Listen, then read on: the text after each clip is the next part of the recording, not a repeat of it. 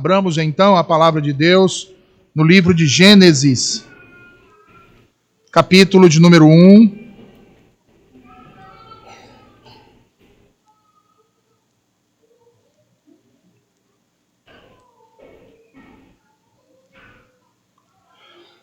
Onde faremos uma leitura nessa manhã do versículo 1 até o versículo de número 13.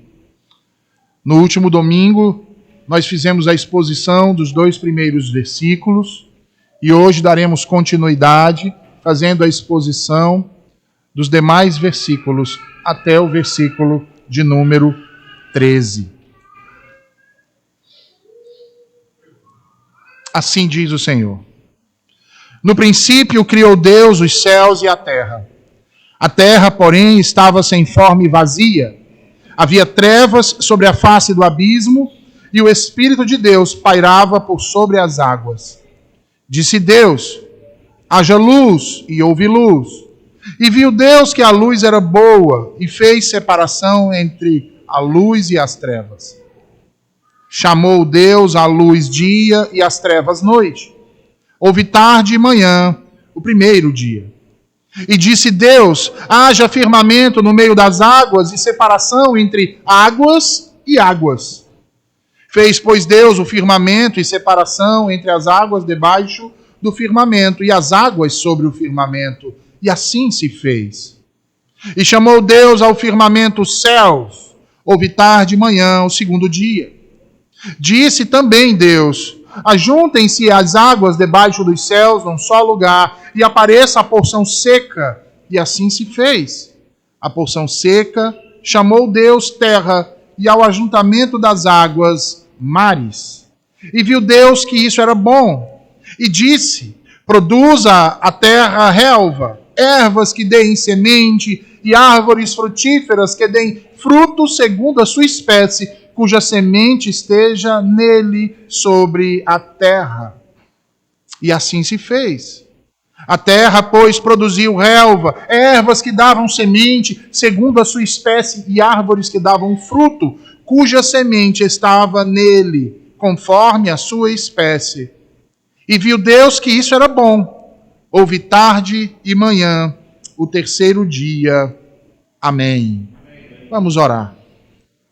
Ó Senhor, a tua palavra foi lida, e agora, Senhor, será proclamada ao coração dos teus filhos, que nessa manhã se reúnem aqui nesta casa de oração.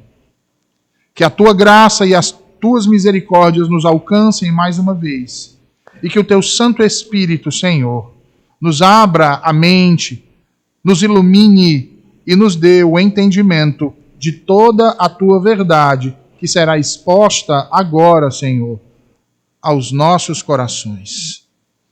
Que o teu nome seja glorificado, o teu povo edificado, em Cristo Jesus, assim te oramos.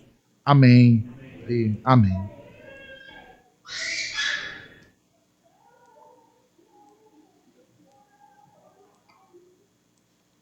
Bem, meus irmãos, nós estamos expondo o livro de Gênesis, o primeiro livro das Escrituras, o primeiro livro dos 5 livros que Moisés escreveu.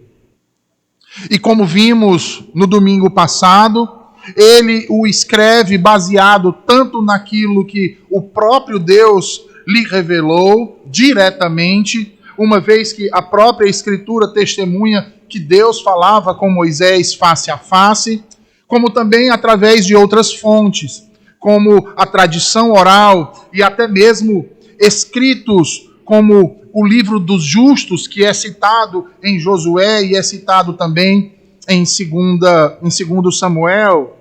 Além disso, certamente, Moisés tinha conhecimento de algumas cosmogonias pagãs, uma vez que ele foi educado na corte do Egito. Em Gênesis, o autor tem como propósito, então, instruir o povo de Deus a um correto entendimento acerca das origens do universo, das origens do mundo que eles conheciam, da humanidade, do pacto e principalmente do seu Deus, do único Deus, uma vez que esse povo viveu por 400 anos escravizado no Egito, adorando como eles adoravam, conhecendo como eles conheciam, relacionando-se uns com os outros, do modo como os egípcios assim faziam, vivendo como eles viviam. Portanto, era necessário que lhes fosse revelado a verdade de um modo especial, para que aprendessem agora do próprio Deus, que não há outro Deus além dele. Por isso Moisés inicia o texto, então, falando do princípio, ressaltando da primeira palavra a eternidade de Deus.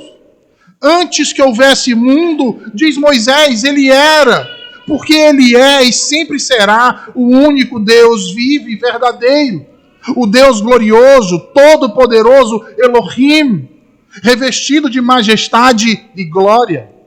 No princípio, Deus criou. Ele criou o universo ex nihilo, ou seja, a partir do nada, pois nada existia antes dele, nada existia antes do Senhor. E observem, meus irmãos, que nessa sentença inicial, descrita no versículo 1, Moisés revela que, diferentemente dos deuses do Egito, o Deus de Israel não é um Deus criado, mas sim o Deus Criador. Revela que esse Deus é distinto, portanto, de sua criação, e não uma parte dela, como criam os egípcios e demais povos pagãos que viviam ao seu redor em Canaã. O Deus que já estava no princípio, ele é um Deus diferente daqueles que eles tinham tido conhecimento, porque o Deus que estava no princípio é um Deus que fala. É um Deus que se revela pela linguagem articulada, falada. É, portanto, um Deus pessoal que se relaciona com aqueles que foram criados à sua imagem e semelhança e o faz por intermédio da palavra. Esse Deus, ele é todo-poderoso, porque ele traz à existência aquilo que não existia. E não apenas traz a existência, irmãos. Ele estabelece a forma, ele ordena tudo aquilo que foi criado e o faz com um propósito. Ele tem um fim último. Ora, se há um princípio, há também um fim, há também uma finalidade, há também um objetivo, de modo que as coisas não acontecem aleatoriamente ou ocasionalmente, como criam os egípcios. Que tudo havia surgido a partir do caos, das águas tempestuosas de Num. De modo algum, Deus fez todas as coisas casuisticamente, visando um objetivo, um fim, a saber, a sua glória. E sendo assim, então, irmãos, após afirmar Moisés a transcendência de Deus e enfatizar sua distinção perante o que ele criou, nessa proposição geral que temos aqui no versículo 1, ele passa então a explicar, como vimos, especificamente os detalhes disso nos versículos seguintes. Como nós podemos observar exatamente no versículo 2, onde ele declara que a terra criada estava sem forma e vazia. Ora, esses termos aqui no versículo 2 dizem respeito à condição do mundo visível para quem o olhasse quando veio a existir no princípio. Essa era a condição. E talvez você esteja perguntando-se, que condição era essa? A condição era ainda de um mundo informe e, portanto, improdutivo e inabitado. Neste sentido, podemos nos referir a esse estado como um estado de caos, cuja descrição do mesmo serve de introdução para o que vai ser revelado logo em seguida. E viemos então diante disso e questionamos mais uma vez, e o que seria revelado então em seguida? Seria revelado que o Espírito de Deus ativamente transformou o caos criado e não criador em cosmos. Ele fez o que era inabitável se tornar habitável, ou seja, havia trevas sobre a face do abismo e o Espírito de Deus pairava sobre as águas. Prestem atenção nos termos que são utilizados aqui. Trevas e abismo, nesta segunda parte do versículo 2. Eles comunicam, assim como os termos anteriores, sem forma e vazio da primeira parte, a condição da terra em seu estágio inicial, ou seja, uma terra informe e inabitada, como vimos. Porém, Deus, o mesmo que a criou, a transformou em um lar real. E Ele o fez a partir do seu Espírito, que pairava, que movia-se sobre as águas, no sentido, irmãos, de que as dominava, para que aqueles que seriam criados à sua imagem e semelhança viessem então habitar. E sendo assim, o autor passa então a nos dar maiores detalhes de como isso foi feito nos versículos seguintes. Observem que o primeiro detalhe que ele nos revela diz respeito à forma como o fez. E que forma então foi essa? Olhem aí para o texto, versículos 3 ao 5. A resposta é a palavra. E disse Deus: haja luz, e houve luz. Meus irmãos, através da palavra, o Espírito que pairava sobre o caos ou sobre a terra sem forma e vazia, executa aquilo que havia sido dito, passando a fazer então a separação ou a distinção de cada uma das coisas que lhe foi ordenado. E a primeira coisa foi a luz. Pois disse Deus: haja luz, e houve luz. Vejam, o salmista no Salmo 139, 12, declara que as trevas e a luz são iguais para Deus. Mas como assim então? Porque Deus ordenou que houvesse luz. E o texto ainda vai nos dizer que Ele fez separação entre as trevas e a luz. Como o texto do Salmo 139, versículo 12, pode nos ajudar a entender o que Moisés pretende destacar aqui. Eu lhes digo muita coisa. Porque a luz foi o primeiro de todos os seres visíveis que Deus criou e deu forma, e Deus tinha um propósito com isso. Propósito esse que não era para que ele pudesse admirar ou ele mesmo pudesse contemplar aquilo que ele criou, e muito menos que ele necessitasse de luz para dar continuidade à sua criação. E por que não é por essa razão? Ora, porque como diz o salmista, as trevas e a luz são iguais para ele. Mas ele o fez primeiro com a luz, para que essa luz, meus irmãos, possibilitasse a todos nós contemplar as suas obras. E através delas, percebermos a sua glória. Vejam, sem a luz, as belezas da natureza não seriam percebidas. Sem a luz, não seria possível discernir as diferenças dos inúmeros objetos e seres que seriam criados. Logo, como diz João Calvino, era próprio que a luz, por meio do qual o mundo havia de ser adornado com tal excelente beleza, fosse primeiramente criada. E esse foi também o começo da distinção entre as criaturas. Percebam, irmãos, que a luz antecede a criação dos luminares, ou lumiares.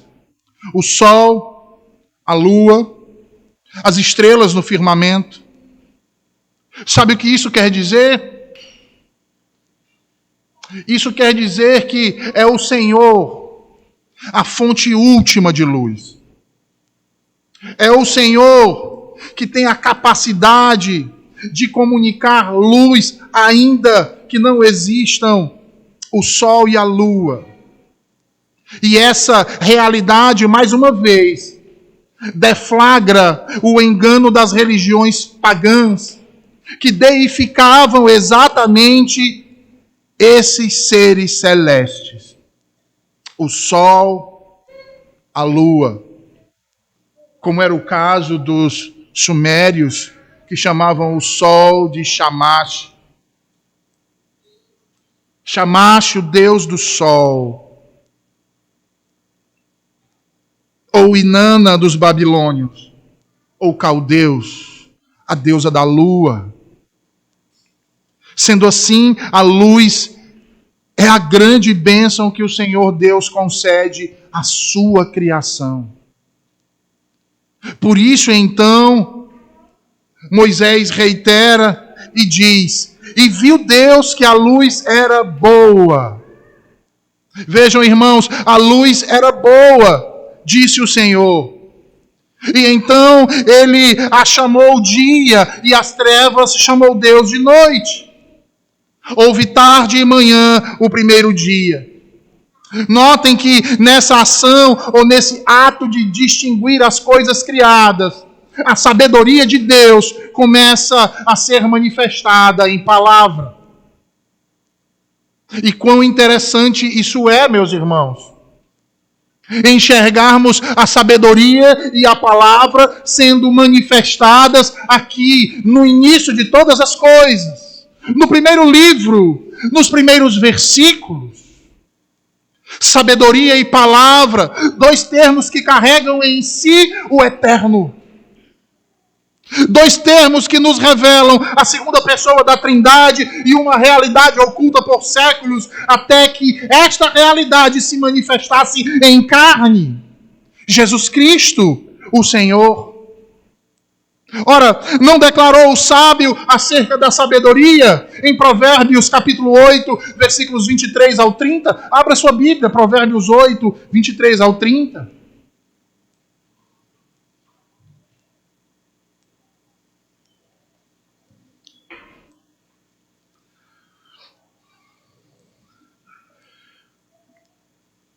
Provérbios 8, 23 ao 30. Desde a eternidade fui estabelecida, desde o princípio, antes do começo da terra. Antes de haver abismos, eu nasci, e antes de haver fontes carregadas de águas, antes que os montes fossem firmados, antes de haver outeiros, eu nasci. Antes, ainda ele não tinha feito a terra, nem as amplidões, nem sequer o princípio do pó do mundo. Quando ele preparava os céus, aí estava eu. Quando traçava o horizonte sobre a face do abismo, quando firmava as nuvens de cima, quando estabelecia as fontes do abismo, quando fixava ao mar o seu limite, para que as águas não traspassassem os seus limites, quando compunha os fundamentos da terra, então eu estava com ele e era seu arquiteto. Dia após dia eu era as suas delícias, folgando perante ele em todo o tempo. E ainda, meus irmãos, não disse de modo semelhante acerca da palavra o discípulo amado do Senhor? João capítulo 1. No princípio era o Verbo, e o Verbo estava com Deus, e o Verbo era Deus. Ele estava no princípio com Deus. Todas as coisas foram criadas por intermédio dele, e sem ele, nada do que foi feito se fez. A vida estava nele, e a sua vida era a luz dos homens. A luz resplandece nas trevas, e as trevas não prevaleceram contra ela.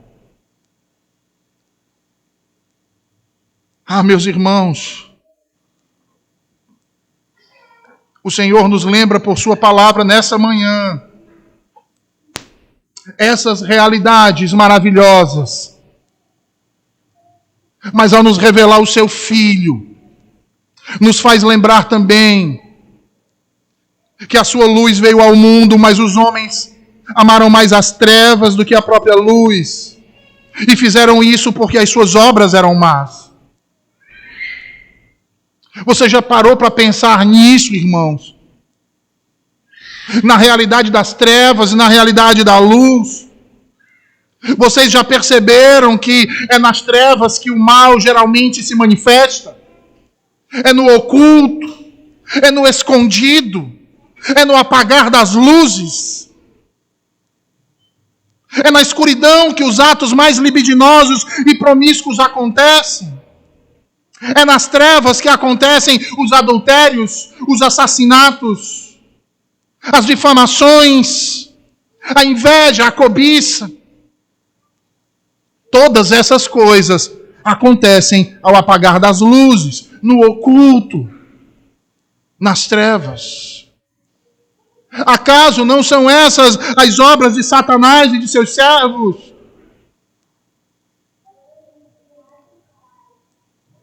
João nos lembra dessa realidade tão perceptível aos nossos dias, irmãos. Nos faz lembrar que todo aquele que pratica o mal não gosta da luz. E sabe por que eles não gostam da luz? Porque a luz revela as suas obras. E as suas obras são sempre más.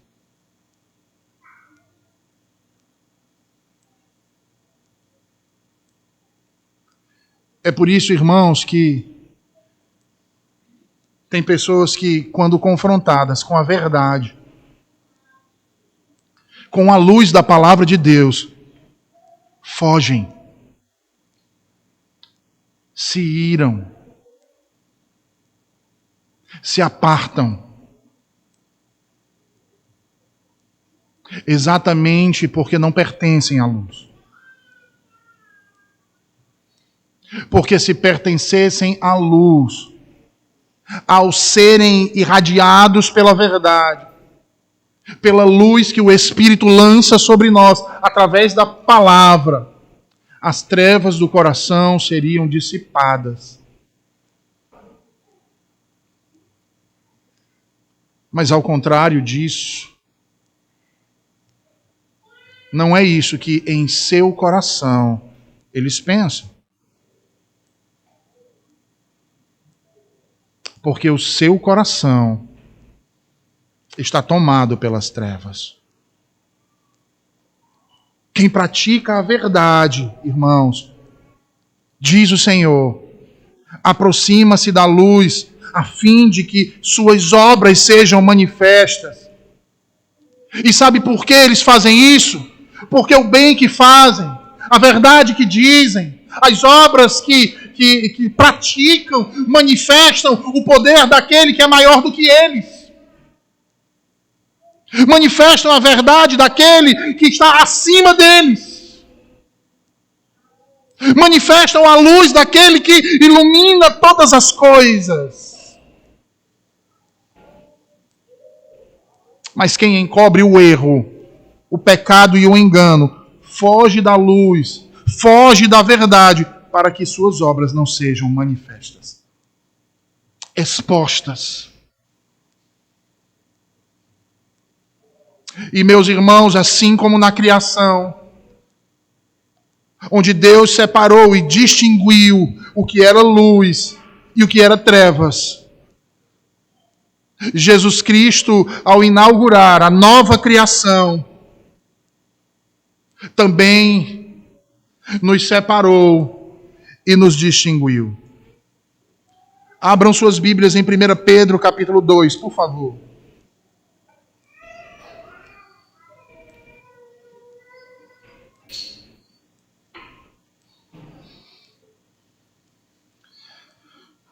Primeira Pedro, capítulo 2, versículo 9.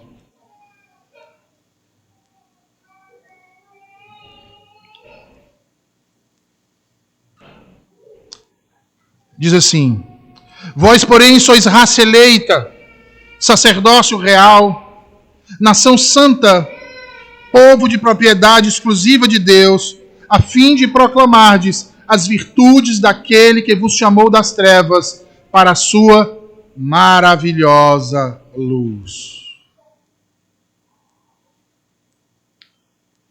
Debaixo dos primeiros céus, meus irmãos, da primeira terra, nossos primeiros pais trocaram a luz pelas trevas, a vida pela morte.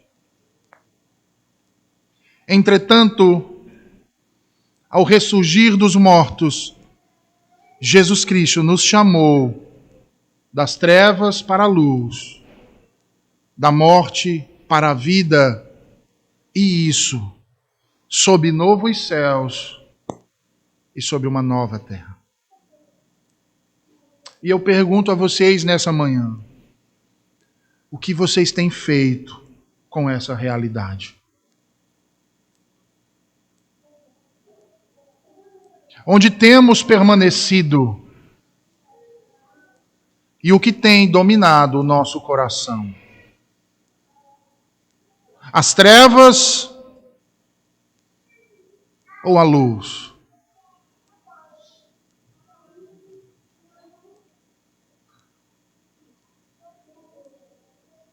Vejam, na criação Deus deu continuidade à sua atividade criadora por meio da palavra. Por meio da palavra, assim também, a nova criação em Cristo Jesus é edificada. E ao retornarmos ao texto, nos é dito que ao findar do primeiro dia criativo, somos informados que mais uma vez a palavra de Deus é manifestada. Vejam aí os versículos 6 ao 8. E disse Deus: haja firmamento no meio das águas, e separação entre águas e águas. Fez, pois, Deus o firmamento, e separação entre as águas debaixo do firmamento, e as águas sobre o firmamento. E assim se fez. E chamou Deus ao firmamento os céus. Houve tarde e manhã, o segundo dia. E aqui, meus irmãos, nós encontramos mais uma vez um padrão sendo repetido. E você vai poder observar isso nos próximos dias da criação. O autor, Moisés, inspirado pelo Espírito Santo, não narra apenas fatos aleatoriamente, mas tem um cuidado linguístico na forma que escreve. Coisas tão maravilhosas, ações tão importantes e gloriosas, dando, irmãos, esteticidade e beleza, até mesmo na forma como escreve. Você vai perceber que em cada dia, em cada relato criacional, há uma fórmula, não obrigatoriamente cronológica, do ato criativo de Deus, onde o autor narra o ato criativo de Deus em 7 estágios. O primeiro, ele traz a proclamação. E como nós podemos ver aqui, nós temos, e disse Deus, Vaiomer Elohim. Segundo, a ordem, ele diz, haja luz, e houve luz. Haja firmamento. Terceiro, há uma descrição da ação. Fez, pois, Deus. Quarto, nós temos aqui o estágio da execução, e assim se fez. Quinto, nós temos o estágio da aprovação. Por vezes nós vamos ver Deus dizendo, e fez Deus, e viu que isso era bom. Deus aprova. Aqui, nesse caso, nós temos o assim se fez. Sexto, a nomeação. Deus chamou ao firmamento céus. E por último, nós temos o número do dia. E aqui, mais uma vez, meus irmãos, nós estamos diante do segundo dia de criação. E o texto nos diz que no segundo dia Deus criou pela palavra o firmamento. Na língua hebraica, esse termo firmamento carrega um significado de expansão. Algo semelhante a uma folha que se abre, a uma cortina que é esticada e que serve para estabelecer um intercurso, uma relação tanto entre as águas que se encontram acima como as águas que se encontram abaixo. Ou seja, para estabelecer uma distinção entre as fontes de água da chuva e da terra. As águas envoltas nas nuvens, das que são sobre a terra, como o mar, das águas do ar e das águas da terra. E o texto de Deuteronômio 11, versículos 10 ao 12, nos ajuda a entender melhor o que Moisés pretende dizer aqui.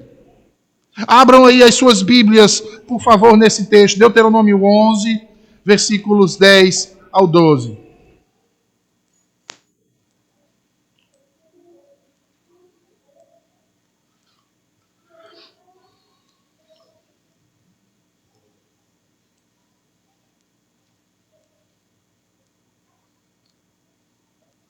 Observe aí no texto, meus irmãos, Deuteronômio 11, que o Senhor está exortando o povo a guardar os seus mandamentos, para que eles sejam fortalecidos e assim possam entrar e possuir a terra de Canaã que Deus havia estabelecido para eles.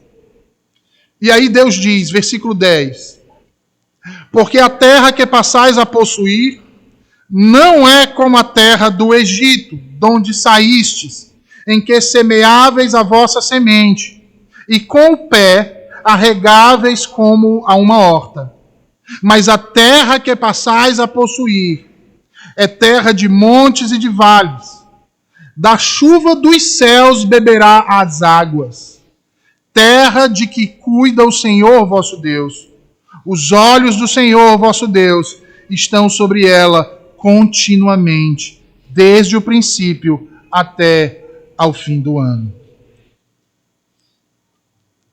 O segundo dia de criação nos ensina a diferença entre aquilo que desfrutamos como fruto do que está abaixo dos céus e daquilo que desfrutamos como provindo daquilo que está acima nos céus.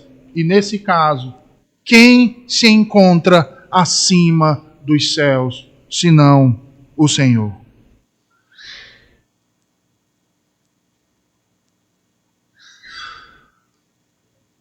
Vejam, irmãos, essa é uma realidade da qual eu e vocês não podemos fugir.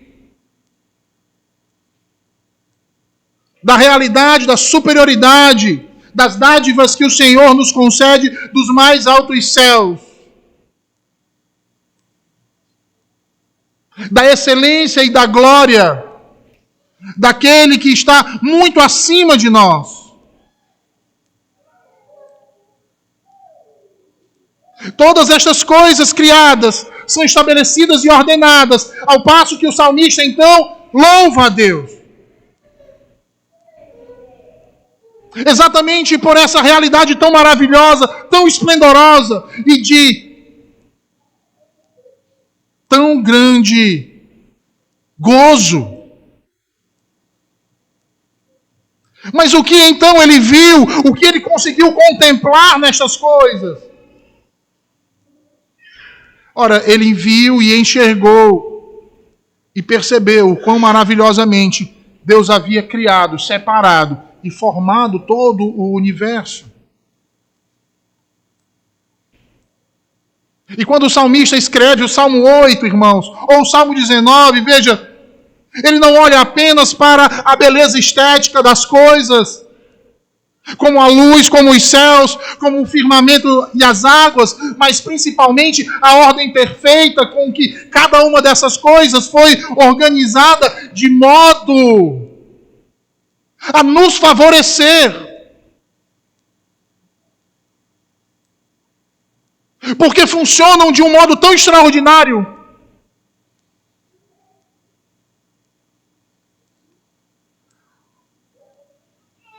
que o homem é incapaz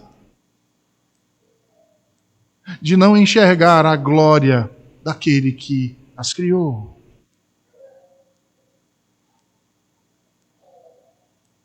No entanto, nem todos entre nós têm enxergado essa superioridade. Não é verdade? E sabe por que eu digo isso, irmãos?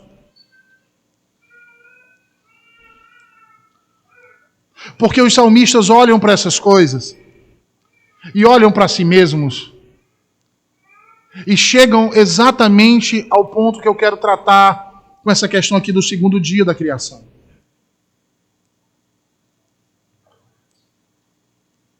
Que é reconhecer o quão infinitamente é superior àquilo que Deus tem nos dado, frente àquilo que nós, por nossas próprias forças, por nosso bel prazer, por aquilo que tanto nos ufanamos do conhecimento que temos, podemos conceder a nós mesmos. Quantos de nós não têm desprezado isso?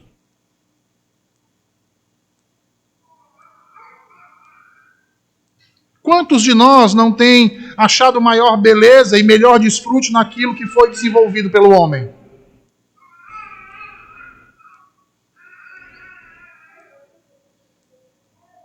Eu não estou dizendo que você não possa desfrutar dessas coisas. O que eu estou dizendo é que você menospreza aquilo que o próprio Deus designou para você, lhe concedeu graciosamente, em detrimento dessas outras coisas. Quantos não têm trocado o convite do Senhor para o seu banquete dominical por algumas moedas de prata?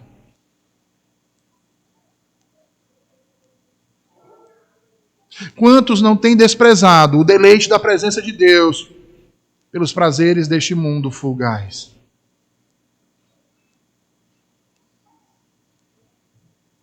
Não é verdade?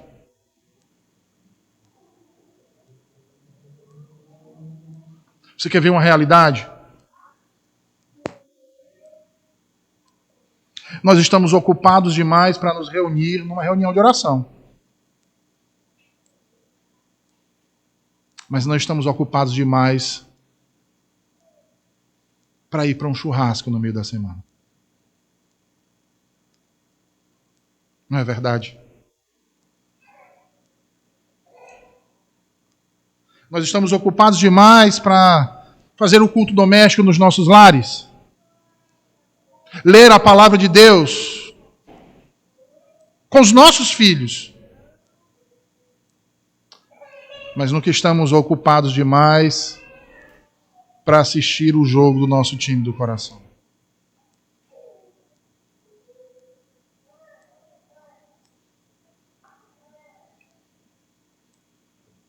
Em meio ao caos de nossas vidas, irmãos, será que nós temos procurado separar aquilo que é bom do que é mal?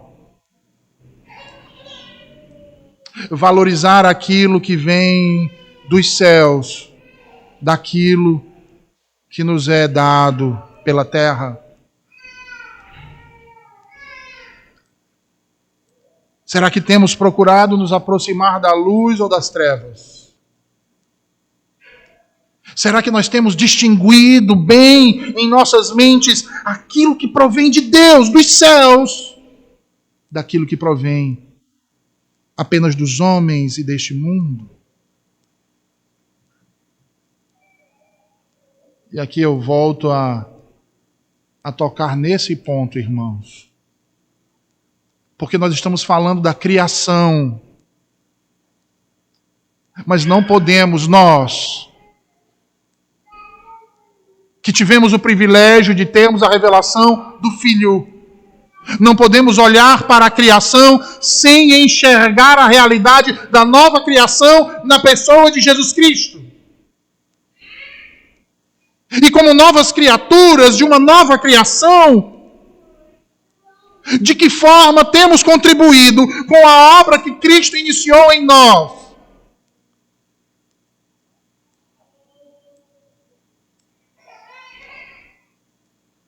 O caos de nossos corações tem sido transformado em um mundo belo, habitável, cheio de vida? Ou permanece uma massa informe, inabitável?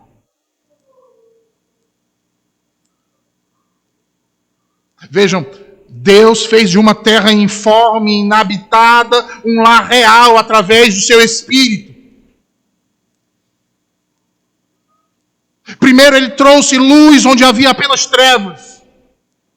Depois ele estabelece o firmamento, distinguindo assim e separando a sua criação a partir daquilo que se encontrava acima do firmamento, daquilo que estava abaixo do firmamento.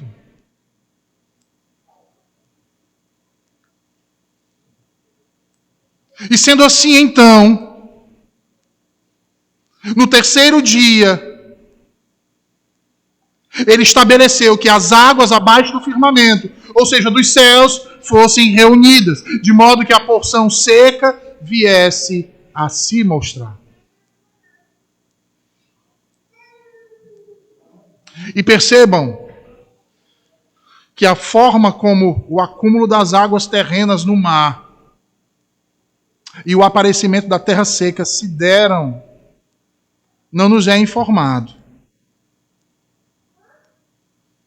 É provável, no entanto, que a separação tenha sido causada tanto por depressão quanto por elevação. Com a terra seca, as montanhas naturalmente se ergueram. Mas a Bíblia não nos dá uma explicação física. Nem aqui, nem muito menos no relato poético da criação do Salmo 104. O que temos é a realidade, que Deus chamou a porção seca de terra e o ajuntamento das águas de mar.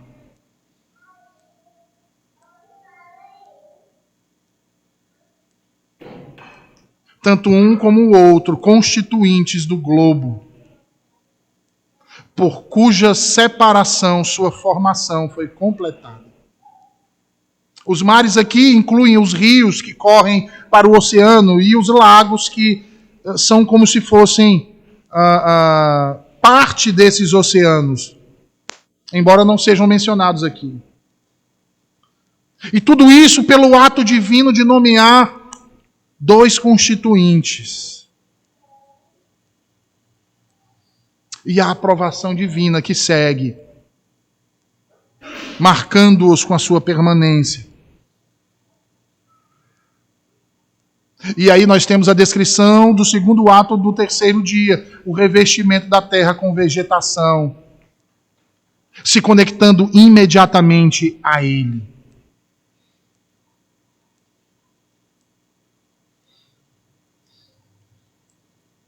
E aí voltem aí ao texto e vejam o que é dito.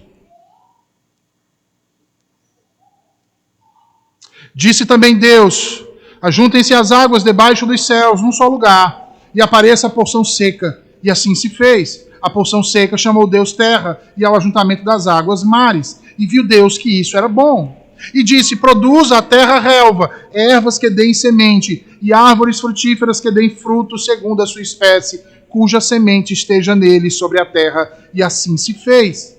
A terra, pois, produziu relva, ervas que davam semente segundo a sua espécie, e árvores que davam fruto, cuja semente estava nele, conforme a sua espécie.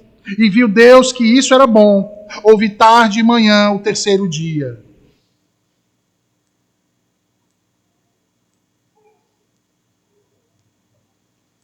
Assim a terra foi criada, irmãos.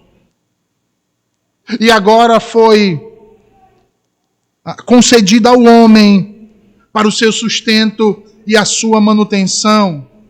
A provisão presente foi feita pelos produtos imediatos da terra nascente, que em obediência à ordem de Deus, assim que foi feita, tornou-se logo frutífera e trouxe ainda erva para o gado e erva para o serviço do homem. Note que provisão igual foi feita também para o tempo futuro, pela perpetuação de vários tipos de vegetais, cada um tendo em si a sua semente, segundo a sua espécie, para continuamente servir ao Senhor daquela terra. E o que isso tem a nos dizer, meus irmãos? Em primeiro lugar, que não apenas a terra é do Senhor, mas a plenitude dela. Nos dizer que Ele é o proprietário e possuidor soberano, não apenas dela, mas de tudo que nela há. Em segundo lugar, que a terra era vazia, como vimos no versículo 2. Mas agora, através da palavra, e mais uma vez da palavra, ela se tornou cheia das riquezas de Deus. E essas riquezas ainda são. O milho, a uva, os animais e tudo aquilo que deles procede. O vinho, a lã. E o Senhor Deus, em sua graça, permite que façamos usufruto de tudo isso. Mas nós devemos sempre nos lembrar, pelo que nos é dito aqui, que tudo isso pertence a Ele. E que Ele nos concede para o seu serviço. Serviço esse que deve honrar aquele que estabeleceu e criou todas as coisas. E que fazer mau uso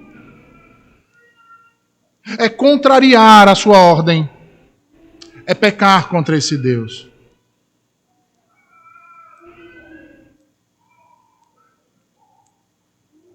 Sabe, irmãos, quando nós nos sentamos à mesa para comer com nossa família, nós temos o costume de render graças ao Senhor pelo alimento que Ele nos concede.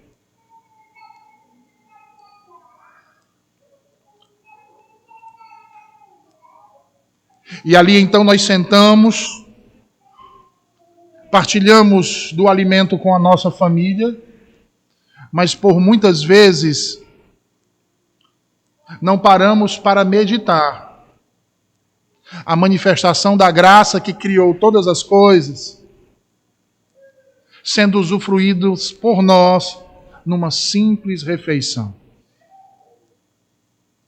E não interessa, irmãos, se essas refeições são plurais na sua mesa ou se são singulares. Ainda assim, nós que conhecemos quem as criou e quem as concedeu a nós, deveríamos nos lembrar que Ele o faz para que nós o honremos. Mas até nisso, nós não conseguimos enxergar o valor, não é verdade? Quantas vezes não recolhemos os pratos da mesa e despejamos quantidades e quantidades de comida no lixo?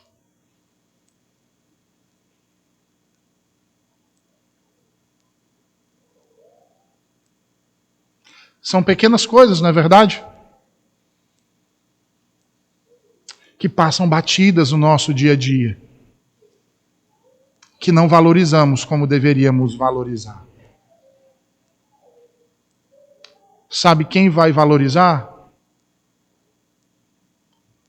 Aquele mendigo que vai rasgar o seu saco de lixo para comer aquilo que o Senhor colocou na sua mesa e você rejeitou. Não aproveitou como deveria.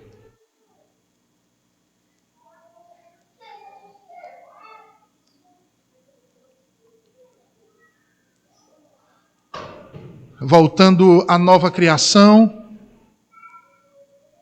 Na criação, nós vemos o Senhor Deus fazer de uma massa caótica uma terra habitada e cheia de vida. E nessa terra, o Senhor provê toda sorte de frutos, árvores, sementes. Na nova criação, era assim que se encontrava a nossa alma, morta, sem forma, sem vida. No entanto, o Senhor Jesus transformou essa massa decaída e criou uma nova criatura. E assim como o Senhor Deus proveu a sua criação para aqueles que foram criados à sua imagem e semelhança, poderem cumprir assim com as suas ordenanças, o nosso Senhor Jesus Cristo também proveu a nova criação de tudo aquilo que é necessário para que nós pudéssemos também cumprir com as suas ordenanças. E assim como aquelas sementes, nos tornar árvores e árvores frutíferas.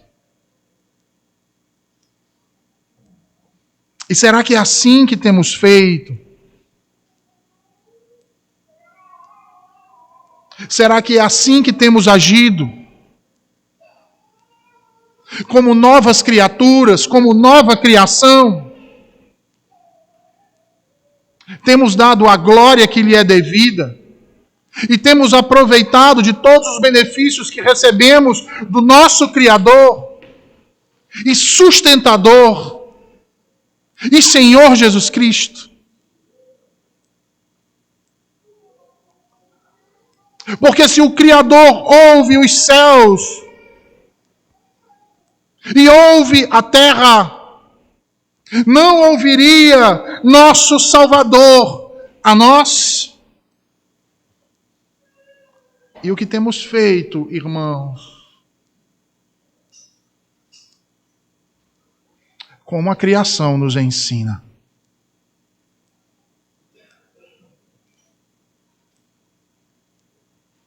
E nos ensina acerca da nova criação. Acerca do novo céu. Acerca da nova terra. Acerca da nova vida.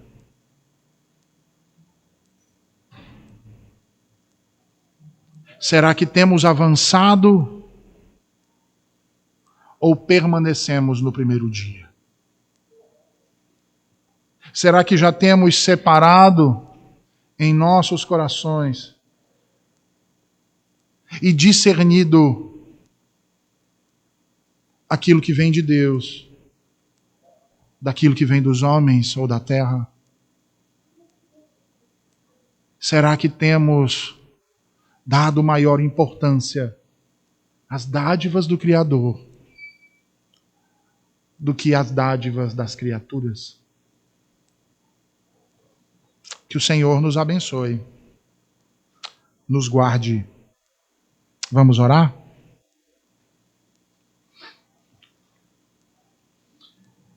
Senhor Deus, Tu, Senhor, que és revestido de glória,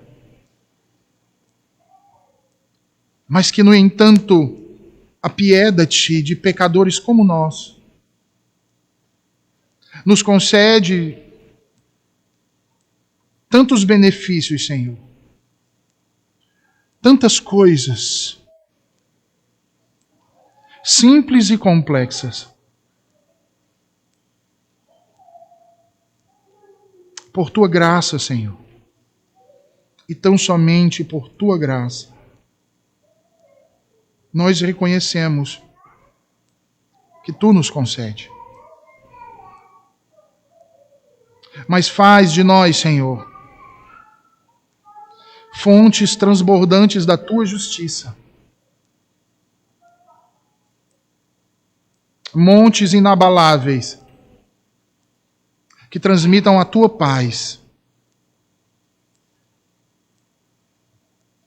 cachoeiras esplendorosas, Senhor,